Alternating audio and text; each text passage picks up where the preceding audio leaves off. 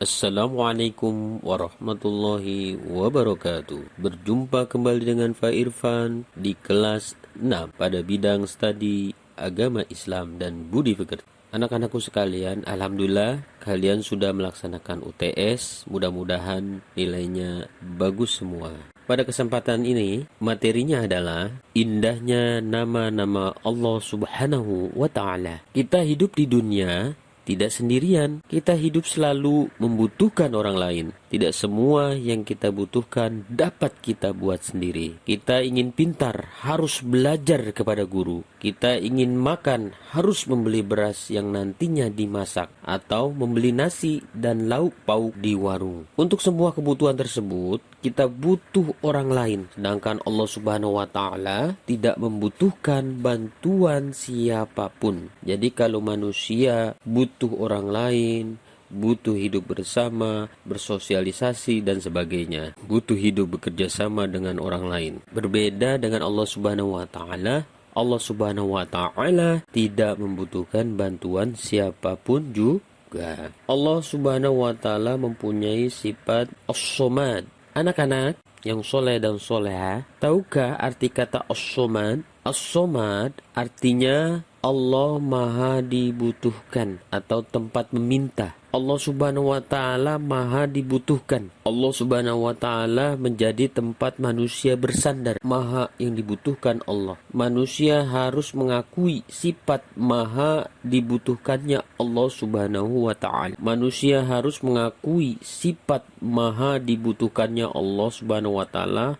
dalam perilaku sehari-hari. Anak-anak sekalian yang soleh dan soleha, pernahkah kalian melihat kumpulan semut yang menggotong makanan bersama-sama? Kita jangan kalah dengan semut. Kawanan semut sangat peduli terhadap beban kawannya. Bahkan ketika bertemu dengan sesamanya, semut selalu menyapa. Perilaku semut ini dapat kita ambil pelajaran betapa indahnya kita bertemu dengan kawan-kawan, saling menyapa dan membantu. Yang kedua adalah nama-nama indah Allah Subhanahu wa Ta'ala atau Asmaul Husna. Di antaranya adalah Al-Muqtadir. Al-Muqtadir adalah maha kuasa atau maha menentukan. Allah Subhanahu wa Ta'ala maha kuasa. Alam semesta berserta isinya adalah di bawah kekuasaan Allah Subhanahu wa Ta'ala. Seperti gunung-gunung yang berdiri tegak, sungai-sungai yang panjang berliku, tanaman, binatang yang ada di darat dan di laut, beraneka rupa. Oleh sebab itu, kita mensyukuri segala kekuasaan Allah Subhanahu wa Ta'ala. Yang ketiga adalah Al-Muqaddim. Al-Muqaddim artinya Allah maha mendahulukan. Allah Subhanahu wa Ta'ala maha mendahulukan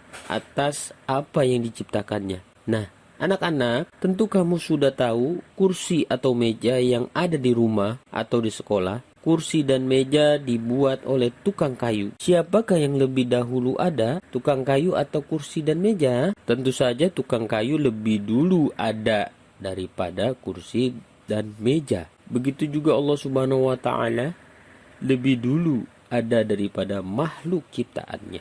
Yang keempat adalah Al-Baqi. Nama indah Allah Subhanahu wa Ta'ala yang terakhir dibahas pada kesempatan ini adalah Al-Baqi. Apa artinya Al-Baqi? Al-Baqi adalah Allah maha kekal. Ada peristiwa gunung api meletus, banjir bandang. Ada peristiwa gunung api meletus, banjir bandang, banjir dan kebakaran yang merusak lingkungan. Hal itu menandakan segala sesuatu di atas bumi ini tidak kekal atau rusak. Sedangkan Allah Subhanahu wa Ta'ala maha kekal. Mengerti kan anak-anak? Oke, kalau sudah mengerti, Bapak berikan tugas menghafal 4 Asmaul Husna. Yang pertama As-Somad, kedua Al-Muqtadir, yang ketiga Al-Muqaddim, dan yang keempat Al-Baqi. Cukup 4 saja, kalian videokan ya.